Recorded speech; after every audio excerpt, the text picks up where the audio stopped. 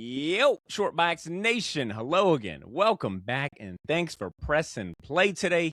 If you're brand new, welcome to the show. I'm your host, Bader Milligan, and this is the Shortbox Podcast, the comic book talk show that brings you the best conversations about your favorite comics with the people who put their blood, sweat, and tears into making them. This is episode 488, and today we have Michael Cho on the podcast. He's a world-famous cartoonist, illustrator based in Canada. You can see his art on comic book covers for Marvel, DC, Dynamite Entertainment, as well as other companies. He's also drawn for Star Wars, Disney, the Marvel Cinematic Universe, Mondo, and even for presidents. No, really, Michael Cho was commissioned for the Joe Biden presidential campaign. I mean, how many other comic artists and illustrators can say that? Most recently, Michael Cho's signature art style can be found in the pages of the Avengers in the Verocity Trap, a graphic novel by Chip Kidd and Michael Cho that was published in August of last year.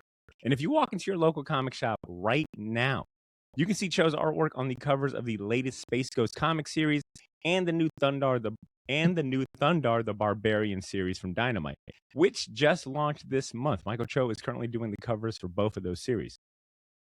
In a few minutes, in a sec, we'll hear from Mike about what it's like being an in-demand cover. In a few seconds, we'll hear from Mike about what it's like being an in-demand cover artist and hear some stories from his very long and award-winning career. But first, I want to shout out our amazing sponsors who help us keep the lights on here at Shortbox HQ, including IDW Publishing, the award-winning publisher of comics, graphic novels, and books like the Teenage Mutant Ninja Turtles, Star Trek, Sonic the Hedgehog, and Godzilla. And last but not least, a big shout out goes to Collective Con, Northeast Florida's premier anime, comic book, pop culture event. It's taking place again here in Jacksonville, Florida on March 27th through the 29th. You can get your tickets for their 11th year. You can get your tickets at collectivecon.com. Come on now, I'll be there. It's year 11, Collective Con. Check it out. Now, without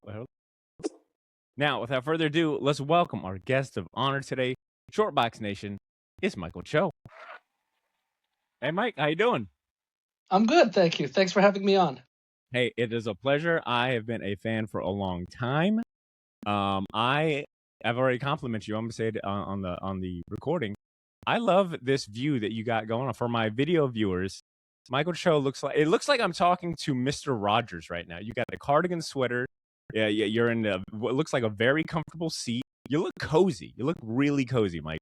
I'm mostly cozy. I'm getting over a cold, so if you hear me occasionally cough, I'm sorry, but I can't help it. It's just run through our house. Nah, I don't blame you. I've got a couple of friends that have fought quite a nasty bug that's been going around. So I hope you're feeling better. Thank you. Mike, I went into my local comic shop today, Gotham City Limit, and I picked up your new book, Thundarr the Barbarian, #1. You did the cover for it. It's out from Dynamite Entertainment, written by Jason Aaron and art by Cuber Ball. And I gotta say, man, this is an attention-grabbing cover right here. It just jumped out at me at the shop. I think it stands out, and I think that is a knack that you've got, drawing some amazing freaking covers. And I spent the better half of today down a rabbit hole, relearning that Jack Kirby was heavily involved with Thundarr the Barbarian, the cartoon series. He did a lot of the production artwork, but then also I was looking at like the people involved with the show, right? Like the amount of legendary comic creators and just Steve Gerber, Martin Pasco, Mark Evanier. Mark Evanier wrote my favorite, I think the penultimate, the ultimate Jack Kirby biography book ever, period. Roy Thomas was also involved with Thundarr the Barbarian. Sense. I didn't know that. Yeah, it was. It is a very stacked lineup, and I want to know from you. Is the thought of, I guess, was the thought of the legacy of these creators and the history of this beloved show at the forefront of your mind when creating, working on a project like this, or even Space Ghost, another show that someone like Alex Toth was involved in, and it's a beloved show. Is that at the forefront of your mind when you're working on these covers, or do you kind of keep that separate? No. I'm keenly aware of the history of them. That's the appeal of them for me. I was working on Space Ghost covers for Dynamite, and when they asked me to do Thundarr, and it came about in a roundabout way. But my initial attraction to something like, say, Space Ghost is because of the fact that it's an Alex Toth creation. And Toth is a creator that I really respect. I'm sure most comic fans know who he is. And if Sure. they don't, they know the people who were influenced by him, of which I am one, and many others. I don't have as much Toth in my DNA as a lot of other people, but I still respect the hell out of his work. And Hmm. Space Ghost holds a particular spot in my heart because of the simplicity of the design. So when I Yes. was working on Space Ghost, I am trying to adhere to do that delicate balancing act of being respectful to Toth's take on it and his creation, and trying to keep to the essential DNA of that. Of the design, but also at the same time modernizing it and not making it like a time capsule from Hmm. from 1960s, but rather take those same ideas and the same designs and update them a little bit, but not so much that they're unrecognizable, and keep the same feel. And it's a similar thing with Thundarr. The funny thing about Thundarr was when they asked me at Dynamite what else I would like to work on among their properties, they were reading off various things, and then when they said Thundarr, I was like, yes. It was like it was because as a kid, that was like I was a kid of the '80s, and I would sit there eating my Cheerios, in my underwear, watching episodes of Thundarr on Saturday, and it was like one of my favorite cartoons. And I recognized, as I got older, that it was clearly Jack Kirby's input into that book, into that show, that was the appeal for me, because the designs were so cool and freaky. And then also discovering about how Toth's involvement is in there, and Steve Gerber, who created, I think, Ookla the Mock. Right, the Hmm. Thundarr's Chewbacca to Han Solo, Yeah. Yeah. and then I remember reading like Ookla the Mock gets his name because Steve Gerber saw the UCLA campus and took UCLA and just pronounced it phonetically, Ookla, Wow. right? That's a, So the little bits of trivia like that, yeah. Yeah. but the thing for Thundarr for me was just like, he was at a time I think this is before Spider-Man and His Amazing Friends, which was the next big cartoon on my childhood, love list. Hmm.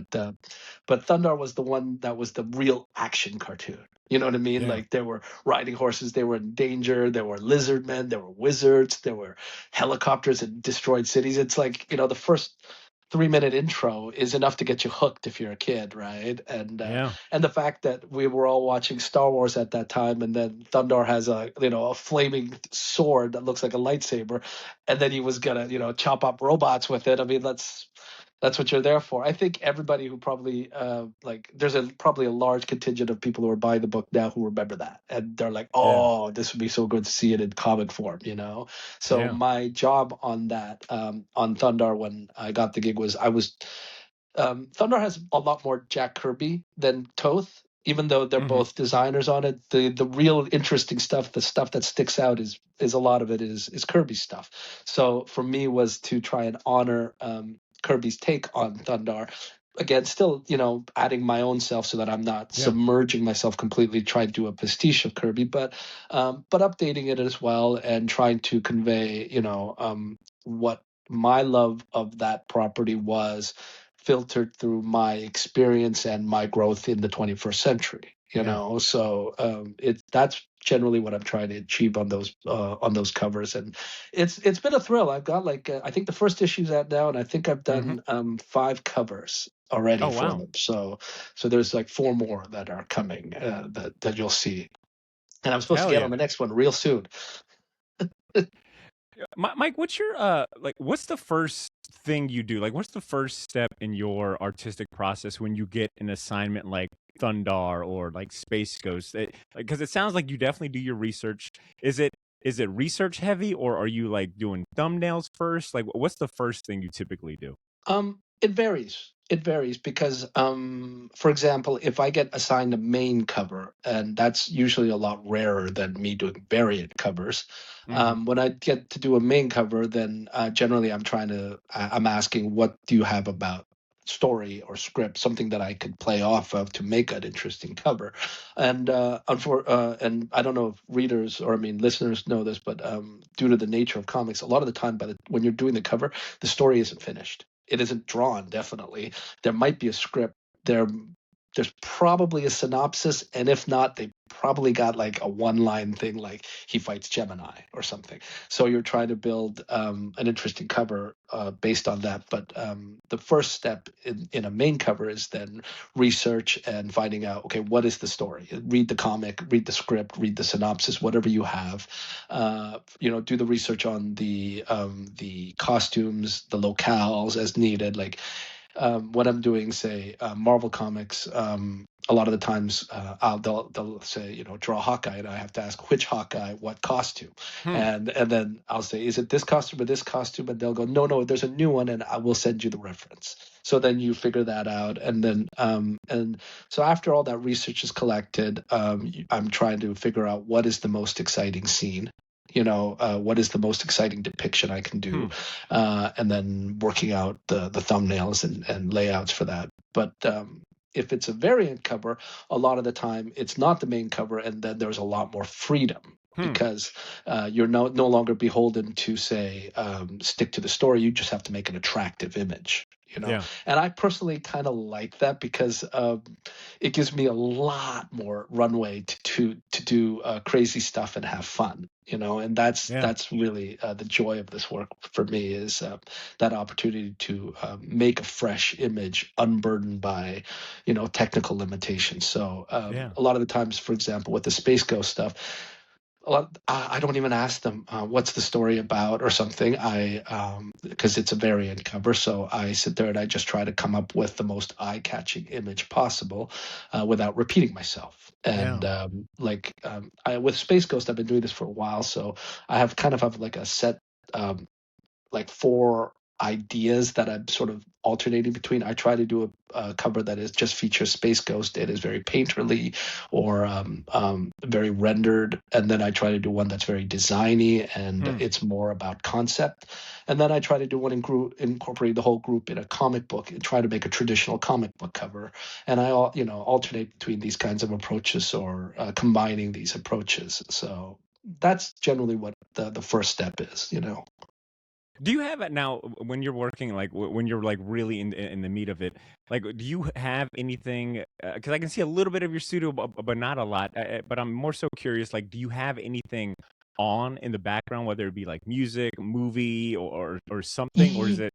Yeah, and it's changed over the years. Like when I started, I used to have a studio that had like a TV that would be playing like the news or something, and movies, and then a video game in the background or something. And I got rid of all of that as I got more mature and realized I just have to concentrate on work.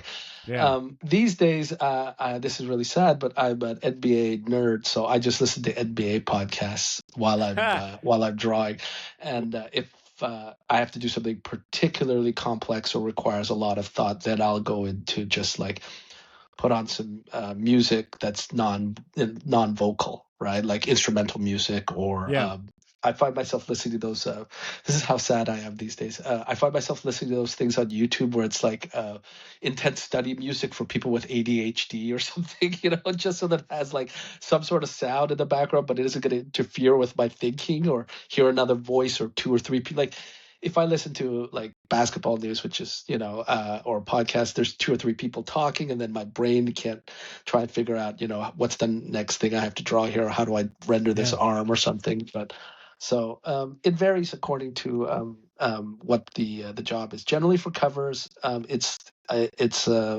something that I'm very comfortable doing. So I listen to podcasts, and then if I have to do interiors, I sometimes work in silence because it's like it takes so much concentration to do storytelling. I'm glad I feel that. I resonate with that, especially with the podcast and being like very picky about what kind of sounds are happening around you when you're working.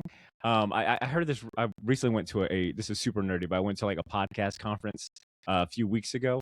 And I heard someone describe podcast really well, and it was, I'm gonna butcher it, and I hate that I'm gonna butcher it, but it was like, podcasts are for your ears when your eyes and hands are busy. Yeah, And yeah. and that really stuck with me. But I have certain levels where it's like, But sometimes it's even the sound of voices is too much. Like Yeah, to me, podcast is great when I'm washing dishes, I'm cleaning, maybe I'm doing 100%. maybe I'm doing some light show notes. But when I'm really into the thick of my process, whether it be writing show notes, obviously I can't listen to podcasts and edit, but like I really do need silence. And I've started more so gravitating towards like frequency playlists because you know like there's a Yeah, science to like the certain yeah, frequencies and exactly, sounds. Yeah, exactly. Yeah. yeah, I had an art teacher years ago, like way back in the college days, say that you should work in silence. And I was like, hell no. And I think nobody in our generation can follow that advice. Like, like yeah. there's no way It's too anybody much. in this, like anybody born after 1990 could possibly work in silence, I think, right? Like Right. It's it's maddening. experience teaches us silence frightens people the most, right? Hmm. And people would rather fill that space with something. I do understand what that teacher was saying though, because the very, very best ideas come from the deepest thought of that's in silence when you get past your verbal impulses Yeah. and move to a different mode of thinking.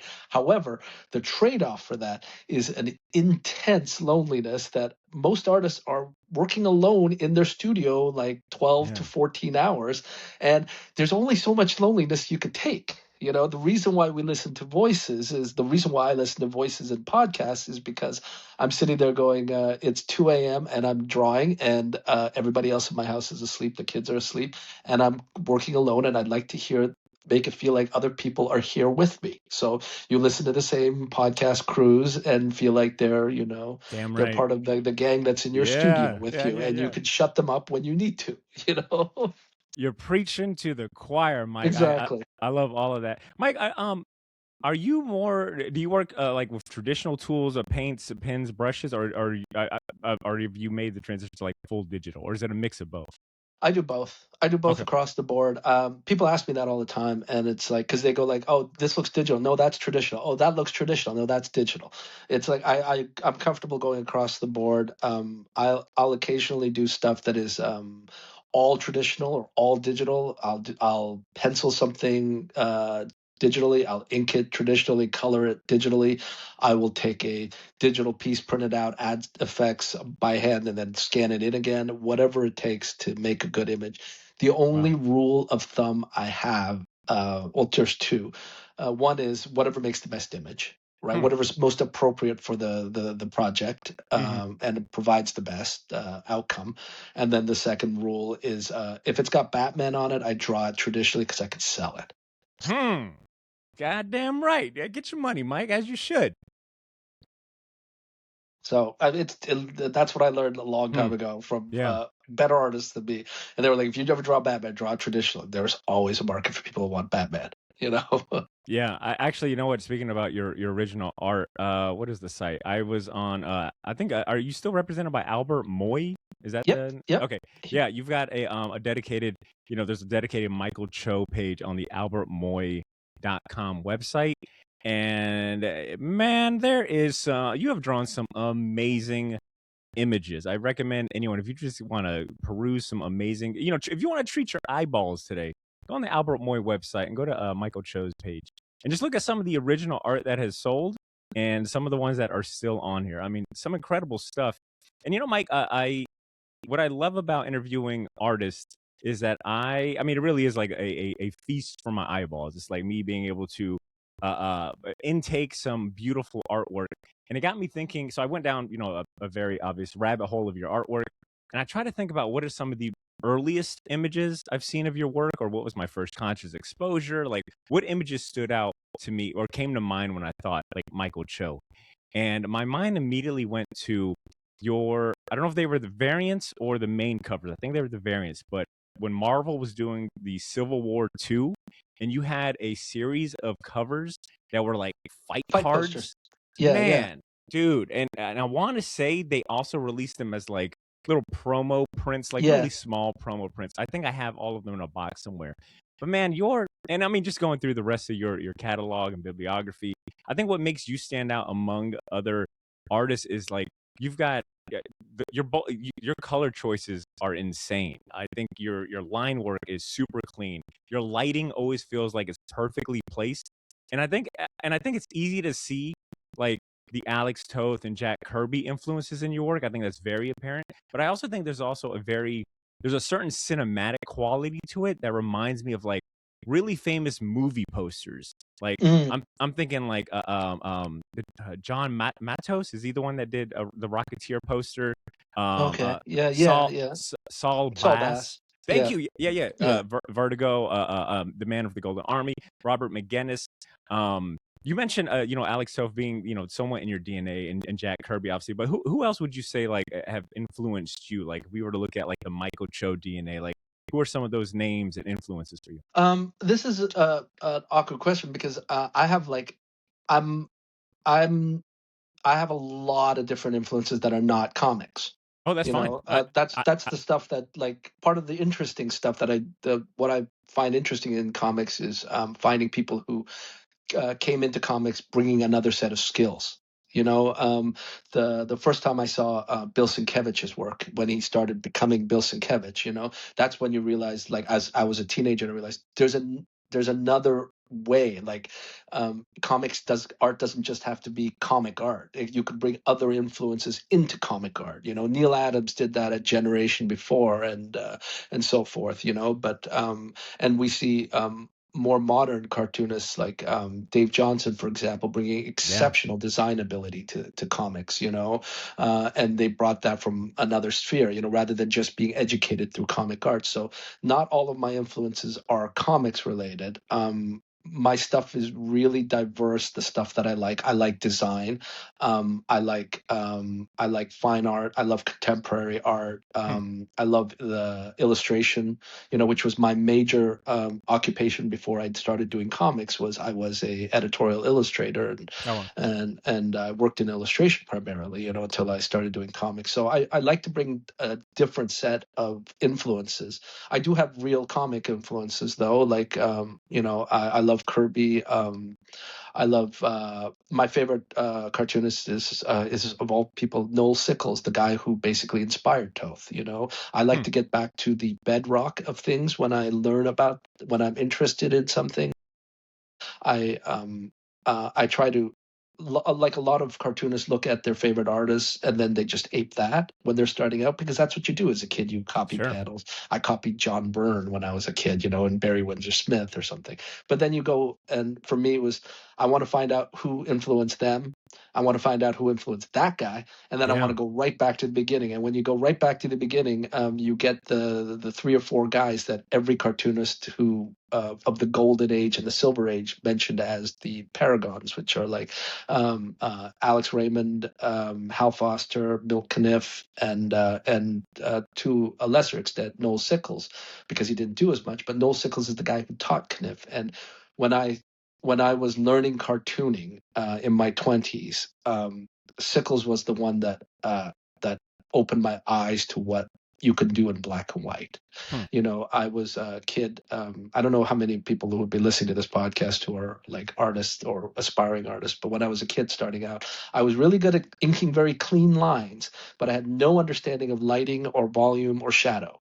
You know, I didn't know where to do the thing that they call spotting blacks, right? Where you figure out where the black areas are in a drawing. And I couldn't figure it out. I had all these various different artists that did great work like that. I couldn't understand it. And then slowly I worked my way back down to Noel Sickles, who broke it down into the simplest way of black and white should work. And once I saw his work, the light bulb went off in my mind, and I found a way to approach this stuff in a raw way, I guess, rather than this sort of processed seventh generation removed from the original source Hmm. kind of way. And that's you know, been a formative influence for me. And then if you combine that with my sheer love of Jack Kirby, you know, you get a lot of what you see in my work. Hmm. Mike, I do want to say there is a strong number of aspiring artists as well as artists out there that do tune in. So please feel free to get into some of this like inside baseball talk. But Mm, I do want to ask because as I'm doing the research, I am noticing like certain key phrases pop up. Some of your bios and some of the write ups about you have described you as comic artist, illustrator, and cartoonist were kind of like the three interchangeable titles that were used. And I was curious from your perspective, is there do you prefer one? Do you feel like one is more truer to representing who you are, or is there any even real difference in your eyes? Well, it depends on the context. Like, when I say that I'm an illustrator, I meant like I'm following that tradition of like that occupation of being an illustrator. Doing illustrations for magazines and book covers and things like that. Magazines no longer exist in real form anymore. I mean, there's a handful of them that are around, but that was what I started out my career doing. I was drawing for the New York Times. I was drawing for the New Yorker, uh, magazines in Canada, and all sorts of different publications, as well as doing book covers and things like that. And I didn't do that much comics when I started out. And then slowly, as illustrations started to get weaker and die out, I got more and more into comics because all of my friends were cartoonists, and they all encouraged me to do more comics because my stuff was somewhat built for comics anyway. So I don't really have a preference. The only thing that I do, I have a tiny little, I guess it's a pet peeve, is I don't like to be called a comic book artist or a comic artist. I like Hmm, to be called a cartoonist.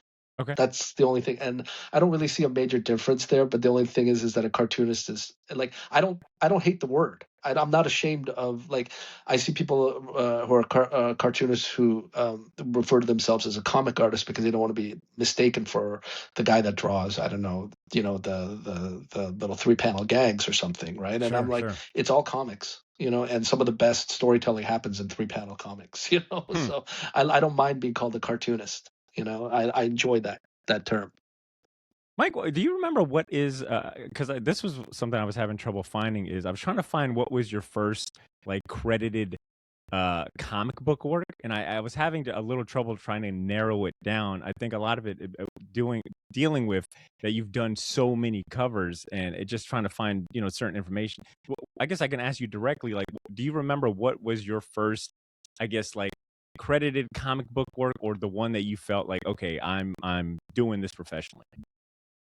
Um, Yeah, I think it would have to be. I used to draw children's comics in Canada for a children's magazine called Owl Magazine, and if you're a Canadian of a certain age, you will know that because Owl Magazine was in every school. It was like the Nickelodeon magazine of Hmm. Canada, and a lot of kids read it, and they always had a comic section in the back, and I was doing editorial illustrations for that magazine. It was one of the very earliest clients I had, and I was doing, like animal of the month kind of drawings of, what the platypus looks like and things like that. And then one day they had a mystery comic in there that was like a 4 page like a preteen mystery comic where the kids are two kids are detectives, and they were thinking of getting rid of the artist because the artist didn't understand how to do panel by panel storytelling to their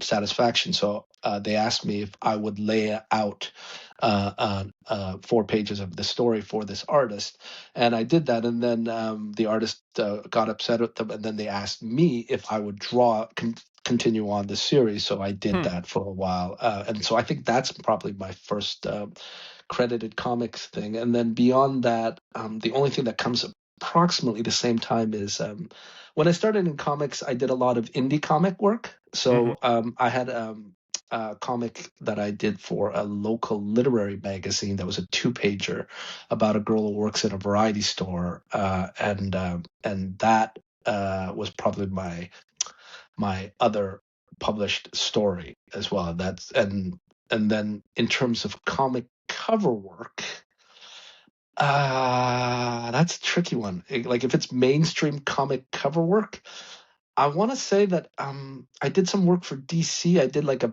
Before Watchmen cover, and then Hmm. I did a Let me see if I can find Superboy this. like a collection cover for stories from the 1940s, and I painted a Oh, drawing. I painted this picture of Superboy carrying kids in a Red Ryder wagon with a puppy in it, and I think that might be right near the I earliest work. So this is like extremely fun for me to also try to research at the same time, live research. But I think I found that it was the Adventures of Superboy hardcover. Yeah, it's Uh, got the Superboy's yep, lifting up a Red yep, yep, Rider yep, wagon and stuff. yep. Yeah, that was a gouache 2010. painting I did back in the day. That was an Oh actual wow. painting. So, yeah, I think that was probably around my first one. And then the project that sort of started getting me noticed was that I put out a graphic novel in 2012, I think, called Shoplift. Shoplifter. Yeah, Shoplifter, yeah. I was reading it last night.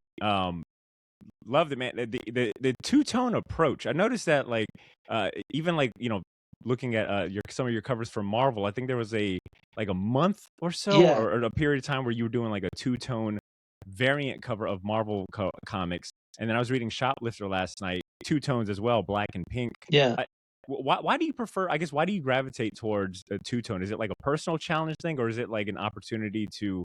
Yeah, I guess I'm just curious. Like, why the decision for two tone? What does that do for you? Well, it was a way for me to make a fresh image. Like, I worked in black and white when I was starting out, and then I didn't like digital color. I didn't like the slick digital color look, and my philosophy of art, if I could call it that without sounding pretentious, is that I'm always trying to reduce. Right, Hmm. I'm always trying to strip things out. I'm the kind of person that prefers less and trying to balance and make the most out of a few elements rather than cramming everything into a cover and or into an image or into whatever and letting that cacophony be the work itself. I'm always trying to figure out how to do more with less. And when I was starting out in illustration, one of the first things I did was develop this sort of style that used only black, white, and one other color, right? And not a lot of lines. A lot of it was built on the light, so a lot of the drawings are open, and I really enjoyed that look because it was fresh and it was something different. It involved a bit of reader participation because the images were more evocative rather than absolute. So you had to read more into the picture yourself than was actually there, and I enjoyed that because it meant more reader engagement. So I worked in two colors that way, and plus, I found that it was better for getting across emotional content because you may be trying, like, if you're doing something in full color, you are constantly working on how to balance all these different colors to get across the approach you want. For example, I'll give you say you're trying to draw a scene, and let's say it's the Avengers, right? And they're saying, Captain America saying, "My puppy is dead," right? Everybody's in bright red, yellow, and blue, right? Standing around, and those colors are going against the emotional tone. Hmm.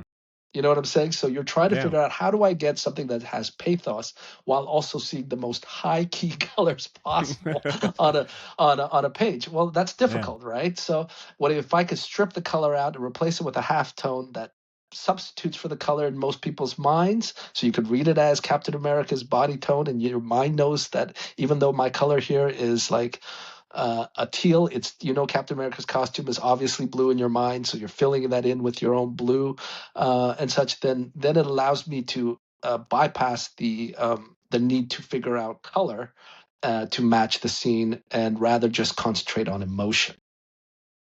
So Yeah. the color doesn't get in the way of the impact I'm trying to get.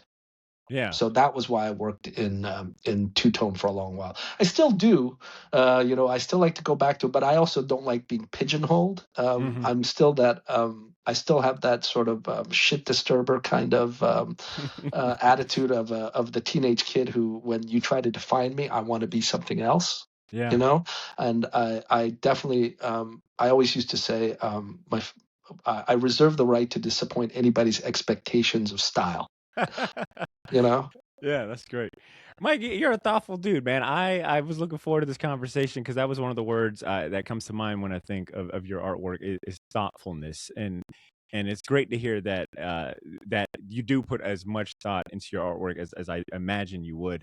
You brought up being, like that teenage kid rebellious aspect to it. I want to talk a little bit about that. That made me think that um, that it, I did find that we do have something in common I am not a super hyper talented comic illustrator and cartoonist, but we both did learn how to read via comic books. I learned that you immigrated to Canada around the same age that I had immigrated to, Florida here in the States around five, Yay, six. immigrants! Yeah, immigrants, baby, come on. Um, We get it and done.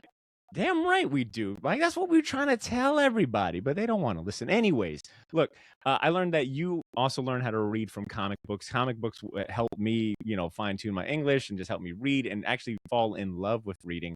Do you remember your first comic book or like the one that made you the fan that you are now?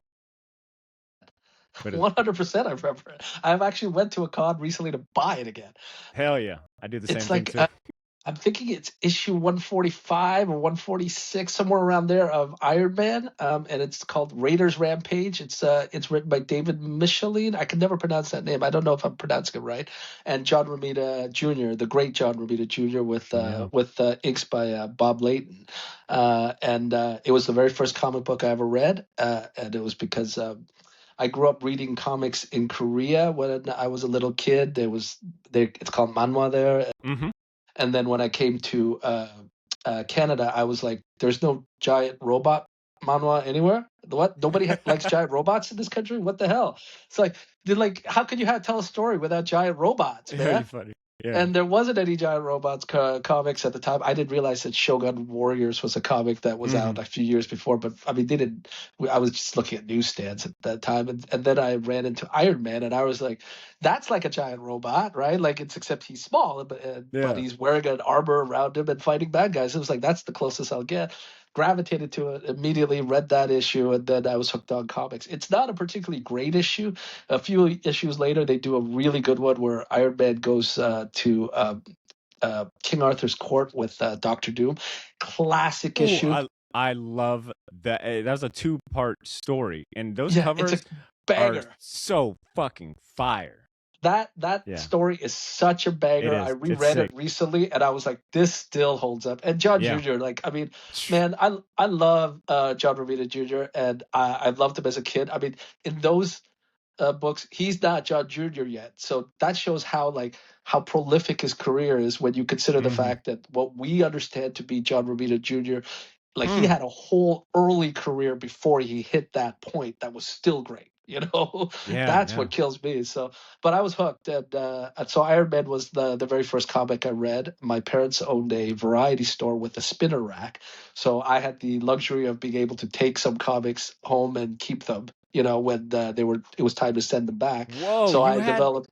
a plug. You had a Yeah, connection to the exactly. source. Oh yeah, Oh, 100%. damn. I read everything. I read everything. If I That's couldn't, cool. if my parents wouldn't let me keep it, I would just sit there in the store reading it off the rack and putting it back. I read a Yeah. lot of issues of Marvel 2-in-1. So Yeah. and then one day when I was like I think 12, someone told me there was a thing called a comic shop in my town. And I didn't know what that was. And then I found out it wasn't that far from me. Went there and found out what back issues were. And then the guys there turned me on to Frank Miller's Daredevil. And that blew my mind. And that's what started everything, So Damn. it's, yeah. So I do remember my first comic very fondly, and it has something of a totemic power to me. That is so cool, man. Random tangent, but can I just say you brought up spinner rack, and can I tell you, spinner racks are not cheap. I wanted to buy one as a studio for the studio to have one in here, and it's like them things are expensive unless you can Why? What do like they find run one. for? Like 1,000? Like 1,000 or something insane? Well, I wanna find one of those like vintage ones that has like the little Yeah, comic comics, art. kids, and you. Yeah. Yeah. Yes. Those I think. I mean, you can't just buy them. You gotta be hopeful that someone on Facebook Marketplace sells it. But if you want to buy like a more modern one that's just like doesn't have the cool artwork, it'll run you like $200, $300 on Amazon. But I'm holding out for a vintage one. But look, you brought up Frank Miller, you brought up Bob Layton, you brought up John Romita Jr. I read in an interview that I read an interview where you said you don't do art for the awards, even though you've got hella awards to your name. But one of the greatest rewards you said that you received over the years has been the friendship and respect of peers and artists that you admire. My question to you is, who are That is some a of the direct quote. That is a direct quote. Yeah. damn right? I do my research, man. You're Mike Cho. I got to come correct. But I want to know who are some of the who are some of the impactful artists that you've had a chance to meet? And have you had any like starstruck moments? Oh yeah, oh yeah, oh yeah. I've had many starstruck moments. So, the first San Diego Comic Con I ever went to, right? I'll tell you a funny story. Yeah, please. I went to San Diego Comic Con 2006, and it was my first real gigantic Comic Con. Didn't was not prepared. I went there to sort of make business connections with like the editor at Nickelodeon magazine. I think Huh. Disney Adventures was also. I had a meeting with them, so I was treating this like a business trip, right? And my friends were going there for Comic Con, right? And I went there, and I was by the third day, I'm like, I'm exhausted. I can't believe this thing is so big. God, all these people are nerding out over this stuff. I can't believe this. There's just so many toys and all this stuff, man. It's exhausting. And then my friend Steve said, "So you're not going to nerd out over anybody?" And I was like, "No, hell no." And then he said, "Oh, Mike Royer's over there," and Mike Royer's Jack Kirby's inker from the '70s. And I Yep. went, "Oh God, Mike Royer's here!" And I ran over like a kid, right? So but that was like the first time I actually nerded out over somebody. But I've met many great artists over the years that and some are artists that influenced me in as a kid, and when I found out that they liked my work too, it Hmm. meant the world to me. You know, Wow. like we can talk about. I don't have that many awards, by the way. I think you were trying to shine me up a little bit there, but if we talk about awards, for example, I understand that awards are good, right? But there's also politics involved with awards. You know, somebody has a comic book or whatever that they're trying to turn into a movie property, so there's more lobbying for Hmm. that kind of thing. Or sometimes an award is just made by retailers to help sales. You know, in their stores, so that they could put something, a sticker on it saying, an award winner or something like that. But we all think that it's an impartial, some sort of judges in a star chamber somewhere that are trying to judge this thing in an ivory tower, but it's not. There's real world considerations that go into awards. So I Yeah. don't, but so I don't really put too much stock into that stuff. But what really means something to me is finding out that somebody who you really respect, who you consider an artist, like a real artist, also respects your work. That to me is the golden feeling, Yeah. and I've had the pleasure over the years of having some of these guys who I consider just primo artists become my friends. Dave Johnson, I mentioned him, for example. When I was starting out, I approached him. At a con because he was friends with another friend of mine, and I just nerded out and told him I just love your work. I love all the sensibility in it. There's a lot of great thought into your work, design sensibility that's so fresh and everything like that. And he was very kind to me. And then over the years we've become good friends, and we see each other all the time at cons. And I'm happy, that it always brings me a sense of joy that yeah, this is a guy that I really respect, whose work is like tops, and we could talk high level stuff about art Hmm. as peers. I feel the Yeah. same way with there's Dan Panosian is an artist who I consider just insanely talented. Yeah. I He's always great. think like, Dan, it just comes out of you like water. Like you just turn on the tap and you just make a great drawing. Me, I sit there and I sweat and have massive self doubt over everything, and wonder if is this any good? What am I doing here? Can I even draw a finger today? Can I even draw this twisting body? Oh my god! And Dan is just like, it just picks up a brush. It looks like it just knocks out another masterpiece. And we're friends. And I've had like people like one time Dennis Cowan came up to my table, and he actually said, he introduced himself. Right. Wow. And Yeah. I was surprised because I was like, dude, I've known you since I saw the Doers ad with you in it, like in 1989 at the back of like a Playboy magazine I found in the woods, and you were like my example of like an amazing comic artist who was like now featured in magazine ads. That's so cool. It's extremely heartening to me. Another modern art, contemporary artist that I really like is Josh Middleton. Draws incredible covers. He's like one of my favorite cover artists. Me and another artist, Nick Darrington, were one time chatting on. I feel like I'm name dropping here. I'm really sorry. No, can please I don't mean continue. to, but No, no, no. I'm a fan of all these people, so please continue. If you got stories. so me and Nick Darrington, we've known each other for a long while. We don't see each other often, but we've known each other a long while. And we were just chatting on Instagram or something at 2 a.m. in the morning, and then he sent me his new cover that he was doing. And at the time, he was drawing Mr. Miracle. And I thought this was a bang up, just a great cover. And so I sent him something that I was working on, and he was like, "Hey, this is Dynamite." And then we both went, "But we're both playing second fiddle to Josh Middleton right now." Right. And he was like, "Yeah."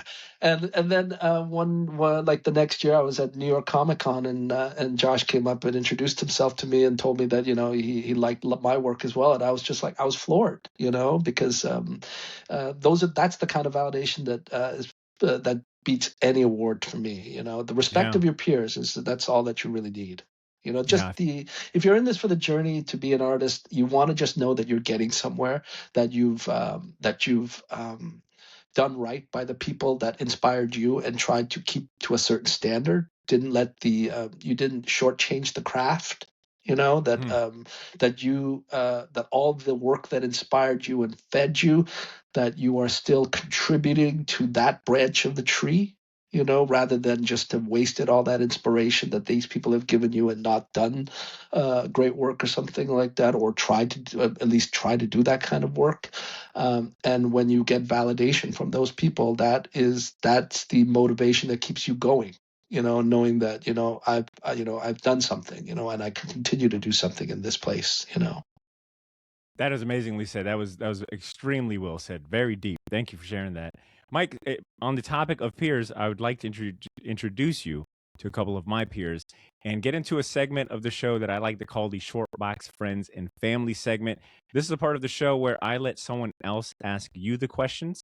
This segment is sponsored by my local comic shop, Gotham City Limit Comic Shop. It's not only my local comic shop, but it's also Jacksonville's premier shop for comics, toys, collectibles, and more. Is located in real life on Southside Boulevard, or you can shop for them at GothamCityLimit.com. Mike, I have two voicemails from you. The first one is from the owner of said local comic shop. He goes by Ben Kingsbury. He's got a question for you. I'm going to toss it to him.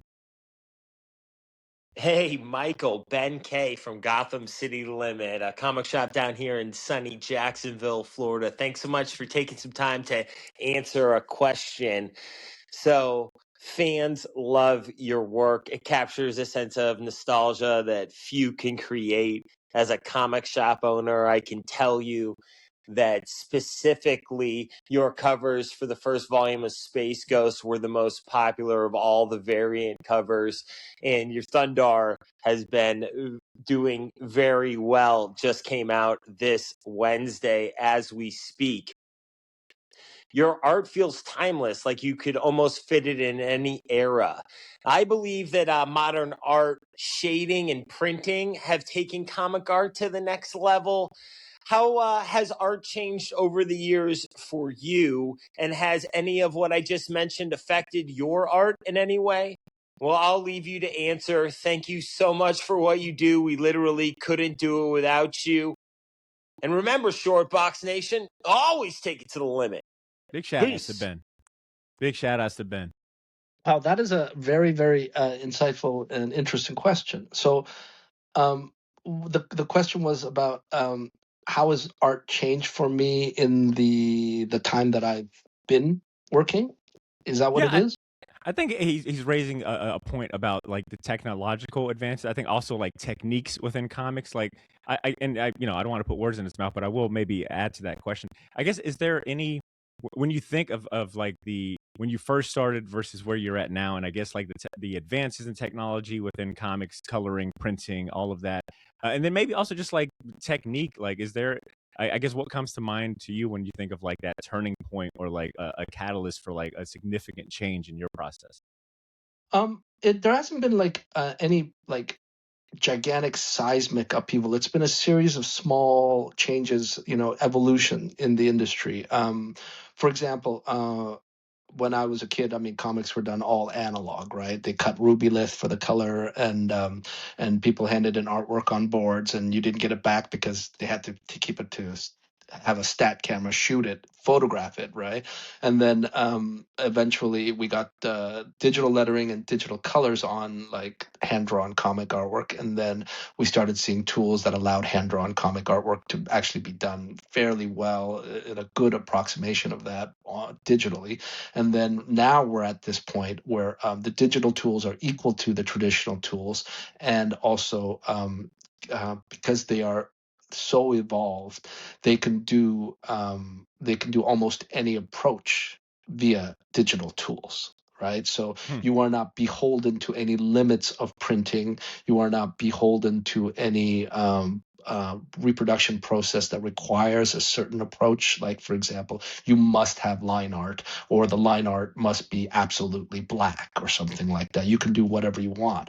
So because the tools allow you to do anything you want, what you have to do is ask yourself, what do you actually want to do? You have to actually consider that, rather than like, I'm Hmm. a comic book artist, so I draw line art with black, like, black lines and black spots of shadow, and then somebody fills in the color.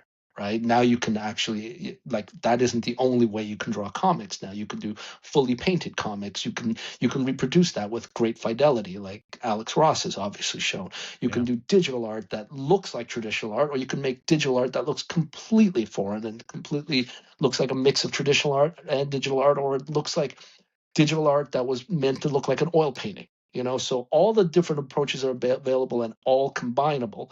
So therefore, then you have to ask, as an artist, you have to figure out, what are you about and what do you want to do with this stuff. If all, like, it's like, if you're going to a record store and all they sell is rock and roll, right? You buy rock and roll records, right? But if you go to a record store and it has every kind of music possible, you're sitting there going, well, what kind of music am I interested in, right?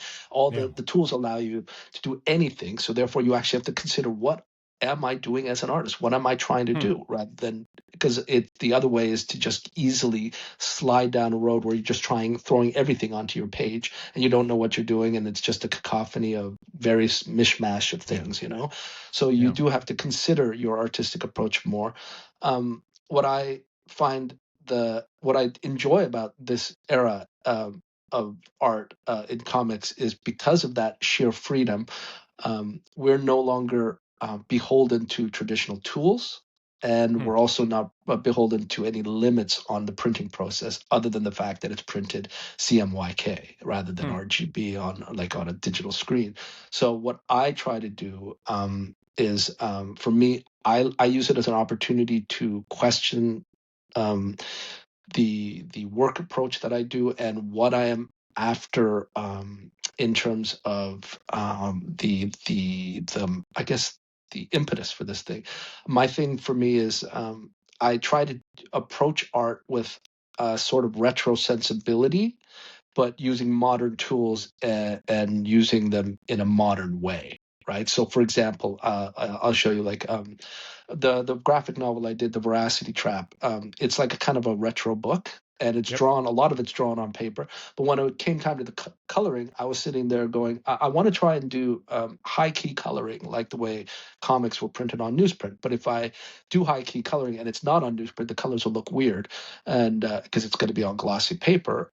What I'm trying to do in that book, what I decided was, I'm going to try and get the impression, the feeling of that high key, bright, saturated, newsstand comic of the 1960s, but make it with modern tools, not trying to reproduce that look. Like, I'm not making Ben-Day dots and little halftone screens, but Hmm. rather just using the tools in a more direct and an immediate way, to give you the same impact as the older stuff. I feel like I'm not explaining that very well here.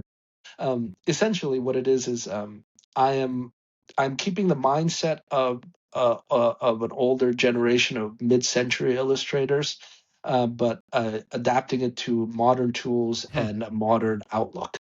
Yeah. Like you're bridging two different Yeah, approaches and I'm genres. like, the reason why people say my stuff looks classic is because of the fact that some people describe it as golden age, some people describe it as silver age, some people say it's like, oh yeah, this reminds me of 80s comics or something.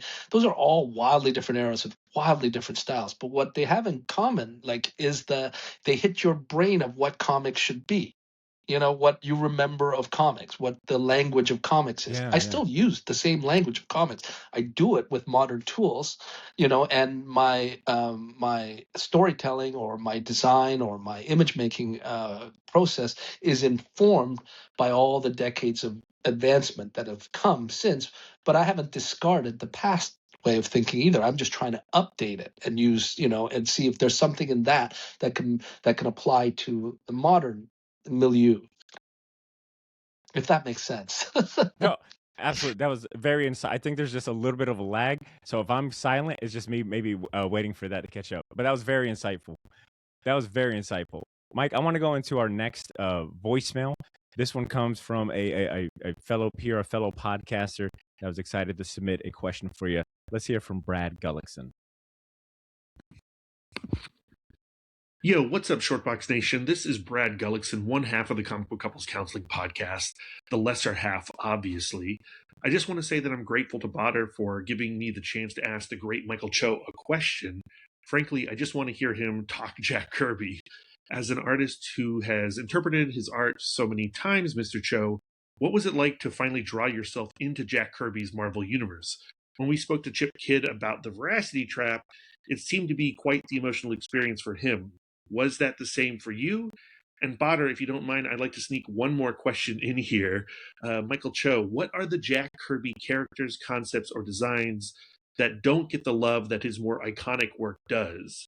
What are the Jack Kirby sleeper comics, basically? Thanks for taking the time to consider my questions. Badr, you rock. I love the short box. There we go. That was Brad Gullickson, one half of the amazing, incredible Comic Book Couples Counseling Podcast. Okay, so the first part is, what was it like for me to draw myself into a story that was pretty much a Jack Kirby type story? It was great. It was a fantastic experience. I think he's referring to the Verocity Trap graphic novel, where we use like 1960s Avengers and in a 1960s story, and Chip and I also appear in it. That for me was like, I love Kirby to death, and I get Kirby in an artistic way, because and like, he informs a lot of what I do when I do superhero work. The only way that I was able to find a road into doing superhero work for me was for me to embrace my Jack Kirby side, right? Because that's the stuff that really turns me on about superhero work. It's an idealized version of superheroes. They're flawed, but they don't quit. You know what I mean? Captain America takes a licking and keeps on ticking, Yeah. and they have, and so for me, yeah, I love drawing Kirby characters. The Verocity Trap is me trying to do my best Kirby, as if like, if I had no more constraints and I could just Kirby out everything the way I wanted to, then this was the book that I would make, right? And that's what we did. So it was great to put myself into that, and see myself with the Avengers. There's a panel in the story where Captain America sits down at my drawing table and takes over finishing my drawing. I love that scene. And Chip had just wrote like, Captain America sits at the table and starts drawing while the Avengers gather around him. And I added me in the back holding, because we were just supposed to be standing in the back watching, and I added me holding Captain America's shield while he's drawing. And I got the total nerdiest look on my face, because I'm just sitting there, like standing there like a total fanboy, holding his shield, watching as he draws and finishes my drawing, Yeah. So that was like my little little nerd cameo to put in there, of to show how amazed I was at that experience. So it was super fun to do. I love drawing Kirby characters. My all-time dream project is a Kirby project. I always wanted to do New Gods, and I have a story idea that I've wanted to do for years, that it's, I think, in limbo at DC, that it's someday maybe they'll make it or something. But it's the best thing I ever wrote, and it's the thing that if I only draw one superhero comic in my life, that would be it. You know what I mean? Like, and so I would want to do New Gods as the thing that I'd want to do, and that shows how much I love Kirby. But the second part of that question is, if you're going to ask me about neglected characters or forgot, or sort of not as popular characters, which is, like a huge list when you consider that Kirby created just like, more than people would do in like 10 lifetimes, Yeah. So, but for me, I'll tell you one that's relevant right now is that I love Jack Kirby's Eternals, for example. It's sort of a forgotten book. It's considered lesser by some people because it was in the mid-70s after New Gods. Some people don't like it as much. I love it. I love everything by Kirby, and one of my favorite characters in the Eternals is a guy called Ransack the Reject, and him and Carcass, the other big brooding animal like gladiator in there, are my two favorite characters of the Eternals because they're such cool archetypes. Kirby doesn't really write subtle characters. He writes, mythical archetypes. And Ransack is interesting because he's a guy he's born in the kingdom of the deviants where everyone is ugly, but he looks normal. He looks like a Hella normal, handsome. good look. Yeah, and Hella with feathered handsome. 70s hair, right? And because of that, he's hated and he has become an absolute monster because he's been hated and bullied and so he's become the toughest, meanest gladiator in this kingdom, right? And because he's good looking, and then contrast that to Karnak, or sorry, Carcass, the other gladiator in the Eternals, and he's a giant monster who looks hideous, but he has the soul of a poet and is an intellectual. These are like classic Kirby like archetypes, right? Yeah. And those two characters, when they showed up in the Eternals, that book changed, and I was like, oh, these are my favorite characters immediately, right? And the reason why I mentioned this is because recently I just finished drawing a 10-page Eternal story for their 50th anniversary Wow. comic featuring Ransack the Reject, and when Marvel asked me to draw something for them for this Eternals book. It was a bit of a long-winded road to this thing because I was at San Diego Comic Con and they contacted me. The editor, Mark Panacea, asked me if I would draw a Scrooge McDuck story. And I said, no, I can't. I'm no good at that. I can't draw Disney characters. I am not a funny animal guy. I'm no good at that kind of work. There's way better guys than me for that. And then he said, well, would you draw like an Eternal story? And I was like, dude, why didn't you lead with that? Yes, right. So I said, yeah, I'll do that 100%. But I was secretly in the back of my mind hoping, oh, I wonder if they'll ever like do an Eternal story featuring my favorite characters, like Ransack or Carcass. And I was thinking, well, they're probably going to give me something that features, somebody else. And then they came back, and Ralph Macchio, the old Marvel editor there, who loves the Eternals, came back with a Ransack the Reject story, and his story was dynamite. It was exactly what I pictured for this character, and I told him like, I'm 100% in, and I'm going to do this story like gangbusters. I'm going to do my best job on this thing because this is I'm already inspired reading the pitch. So it was a thrill to do that. So to answer that question, one of my favorite neglected characters, the deep cuts on Kirby's oeuvre is Ransack the Reject, and I got the chance to draw him, and that would be like an almost impossible set of circumstances. I mean, who would ask you to draw that story? Like so. Ralph Macchio would, and I Yeah. know this because I at Heroes Con last year I had a chance to host a Fantastic Four panel, and he was added last minute, and I felt so unprepared because I'm like, yo, this is Ralph Macchio. This dude's got like history. Yeah. But he was a great addition. I mean, in the way he spoke about Kirby on that panel, as well as his reverence for Fantastic Four, like it sucks because the audio, I couldn't save the audio for the life of me, but it's a memory. And when I heard you say Ralph Macchio, I was like, oh, I gotta read this. You're telling me he wrote the script and you did the art? Come on now. Yeah, and the thing is, he wrote it Marvel style. But when he sent me the pitch, right, I was reading it, and like by the time I got to the first paragraph, I was like, if I had the chance to pitch a story for the Eternals, this is literally the story I would pitch. Only he's already written it. It's fantastic. I didn't have to come up with something, right? And as I was reading it, I was like, yeah, I agree with this 100%. It's got a lot of emotional bite to it. I like stories that have stakes and have emotion, and he's written that, and we shared a few emails where like I was trying to tell him without being too fanboy, like, listen, I 100% get what you're trying to do. I guarantee you, I know what you want. I'm going to give you what you're looking for. Because we're on the same wavelength here. I'm there. Yeah. You're not going to be surprised by these pages. So. I think I can confidently say Brad is going to love this part of the interview and your answer. On the topic of, I mean, this whole 70% of this interview has been about Kirby, and I'm all here for it. But I want to say, Brad, Brad, I know you're listening, but also to any other Hyper Kirby fans, and to my eagle-eyed view, to my folks with some eagle eyes, you'll notice a very interesting, to tie it back to Thundarr and Michael Cho. You'll notice a really cool Easter egg on the cover of Thundarr the Barbarian #1. There is a broken sign that Ulik, is that his name? Ulik, right? Ukla. Ukla, thank you. That Ukla is holding. He's holding a street sign, using it as a baseball bat of sort. And on the sign, there's a half broken sign that says Kirby Street. And I thought this was an interesting timing because I imagine that. When did you do this cover, the art for this cover? You say like a couple months ago, maybe a year ago? No, that had to be done way long ago. I think it was like Okay. last year, late last Okay. year. We'll call it late last year. I think the timing is so interesting that the first issue of your cover came out this Wednesday, February 4th. And I think it was this week, maybe a couple days earlier, that that there is a Kirby Street that has been approved by the New York City Council, that they're co-naming a street after Jack Kirby. It's called Jack Kirby Way.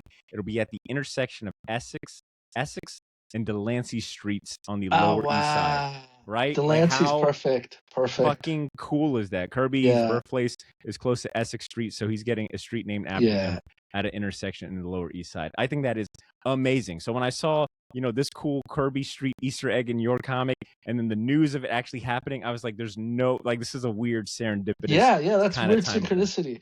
Because I mean, that cover is obviously set in New York. It's got the Statue of Liberty right there, right? So maybe they are really using Jack Kirby's actual street side, to attack those monsters with. So, but I mean, I'm always happy to shout out Kirby. I know that you're saying that 70% of this podcast was about Kirby. It could be 100%, and we could about Kirby, and I could do this for 5 hours about Kirby. You know what I mean? Like that's how much I love and respect his work.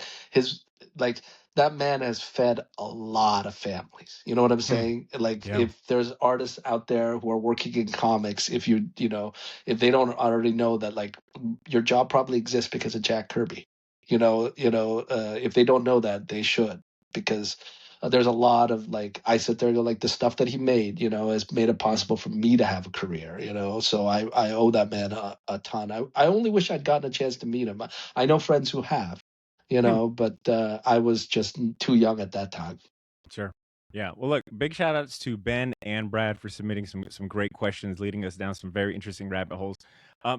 Mike, I do have like one kind of, I'm just looking at my notes for any questions I might have missed. And this feels like a weird like pivot, but you brought up, being born in South, or immigrating from South Korea at a very young age. You brought up manhwa yourself, which I'm pretty familiar with. I think a lot of like modern fans or just like new age comic fans will recognize that. I think a lot of folks will, when they hear Korean comics, they might think manhwa, but I think a lot of folks will think webtoons. And I'm curious if you've had a chance to maybe dive into like manhwa or webtoons. I mean, are you a fan of just manga in general? Like, do you I guess reading? Yeah, but I'm not as like everything. I'm just too busy to catch up on everything. I rely on my kids to get me up to speed on the newer stuff. Like my daughter is something of an anime fan and a manga fan, so she teaches me about the new series that I should read, and we sometimes watch anime together. But I don't really keep up so much with Korean comics these days because I just don't have the time. Sure. But when I was a kid, I just read Astro Boy. You know what I mean? Yeah. And I was like 5.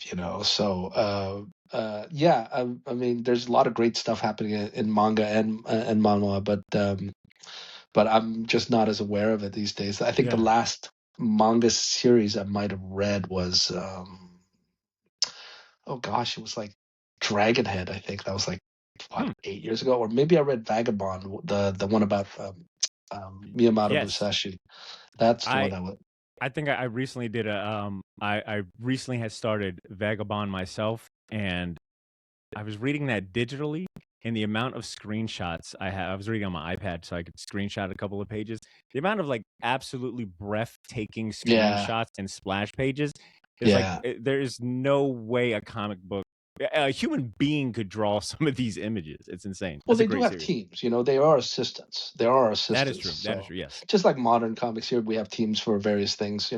Also, and I love webtoons, and I love that medium and the Hmm. flexibility of that medium. I really do. I see some really innovative stuff because you don't have to consider page turns. You don't have to consider a page size. You know what I mean? It's Mm, always panel by yeah. panel. When you're drawing a comic interiors, you are constantly aware of the page size, the limits of the real estate, the page turn, and the pause that it creates, and those are part of like the rhythm of comics. And Yeah. with webtoons, with those types of comics, you don't have that. You have a completely different set of arbitrary restrictions, and then Hmm. certain other restrictions are completely gone. So it's fascinating to see how the medium can shift and adapt to those, to embrace those, the lack of limitations. Mike, you are a very, I mean, no surprise here. You are a very smart guy when it comes to the industry, and you're very well thought out when it comes to like the techniques, the art, the medium itself. I guess, uh, where do you see comics going? Like, do you feel like comic books, like when you think about the medium and where it's going, the growing popularity of manga, but also comics, comic book related content like TV and movies, like, I guess, what do you think about your career and it growing along with the medium? Like, do you think there's anything that comic books in general maybe needs to improve or do more or do less? I know that's kind of like a loaded question, but just curious about what comes to mind. Um, if you're going to ask like where do I think comics are going, I don't know because it'll always depend on the creators, right? I am just one of many, and there will be a new one that has a great idea. That's the great thing about comics, is that you just need a good idea.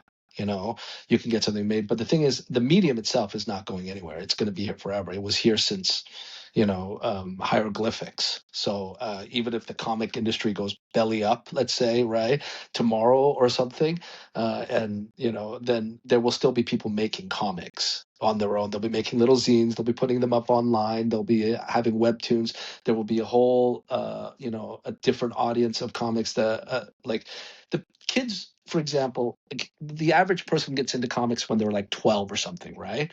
There will always be something comics for somebody that's 12. Like we sit there and complain these days that I complain that a lot of mainstream comics, like superhero comics, are made for 40-year-old men or something like that instead of Hmm. younger readers.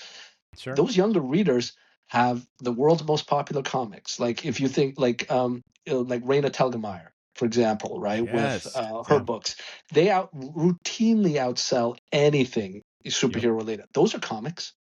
Manga is comics, right? You see kids at the comic book store, that are sitting on the floor reading manga, and those are comics. So the medium isn't going anywhere. The industry may change. You may see the ups and downs of like superhero comics or whatever, or indie comics or whatever, or there'll be a big boom because people want to come in and create properties that can be turned into $1 million IPs or whatever. But the medium, isn't going anywhere. And the medium is still as flexible and as accommodating as it always was. Like Hmm. I always say that comics doesn't require a whole lot of skill. It requires a whole lot of energy. you Hmm. know that's what sells a comic. You can have the crudest, worst drawn thing in the world, and I won't point out any examples, but that doesn't fit anybody's definition of high skill artwork, and yet it could be fantastic comics that feels alive and vibrant to the reader because it has the passion of the creator in it. It's not about the rendering of how well you drew drapery or how well you knew anatomy. It's about how well you can connect with an audience and pass on the passion and energy you have for your story to them through your writing and your artwork. And you can see people achieving great things with just a ballpoint pen and foolscap paper that moves people. So Yeah. the medium will always be here. That's a great insight, and I appreciate that that delineation between the medium and the industry itself. I think that's really important. Thank you for that. Mike, I got one last question to wrap us up. I want to know, what's the best piece of advice that you ever got, and who comes to mind when you think about like mentors in the industry and in your career, whether they be directly or indirectly? Like, does anything really stand out when you think back in your career and advice that you've gotten, or important mentors or people in your corner? Um, the the the best piece of advice I got when I was coming out of art college, and I had it was my last day of art college, and I was finishing up my last critique with my last prof, and I knew that once this meeting was over, I was done whatever education I had started in kindergarten and had done for decades, and it was going to come to an end. Then I would have to be on my own to figure out what the hell to do with the rest of my life. I asked my professor, do you have any advice for me? This is my last class. And he told me, yeah, in the first 5 years of your career, have an absolutely unwarranted and unshakable confidence in your own abilities. It will be the only thing that carries you through. And it's great advice. And it did carry me through. The advice I would give to people if that was changed was, particularly young artists, don't fucking think about style, man. Style doesn't mean shit. Like, I never think about style. People ask me, how did you develop your style? I don't give a shit about style. Like, style is, some people say style is your accumulation of mistakes. I don't know. I don't care. I just do if I have a project, I change the way I work depending on that project. Like, I don't draw Batman the same way that I draw, say, a naturalistic landscape. Like, Yeah. they're two completely different things, so one suits a different approach than the other. So I don't care about style. Eventually people go, yeah, but how do you, like, reconcile that you love this guy who hatches stuff and this guy who doesn't do any rendering whatsoever? And I sit there and go, look, you could have disparate influences. People like one kind of music and they like a completely contradictory kind of music, and it mixes in their head. The medium between those two disparate influences is you, right? And you are the meeting point of those things. Eventually, you will take all those disparate influences. It may take you years, but you will take all those disparate influences. They will be blended up inside you and come out through your fingertips, through your pencil or your stylus, right?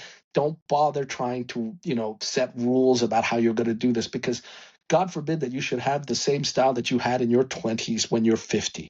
That would be the worst. That would be a curse I would give to people I hated. I hope you draw the same style that you drew in your 20s when you're fully mature. That would be like the worst thing, so don't bother trying to work out a style. It will evolve on its own for you, So what was the last part of your question besides the best piece of advice? Oh, mentors. You were asking me about mentors. I've had a few really good ones. When I was an illustrator, my first art director was a great art director in Canada named Tim Davin, who taught me the ropes of editorial illustration. I had come out of school with a fine arts education, and I was doing contemporary artwork, and I needed to make money, and I thought illustration would be good, so I faked my way through a few jobs. And he talked to me about, and guided me about what illustration is, how to approach thinking like an illustrator rather than a fine artist. And then the other set of mentors I've had are the peers I had here in Toronto, in a little club we called Superman Club.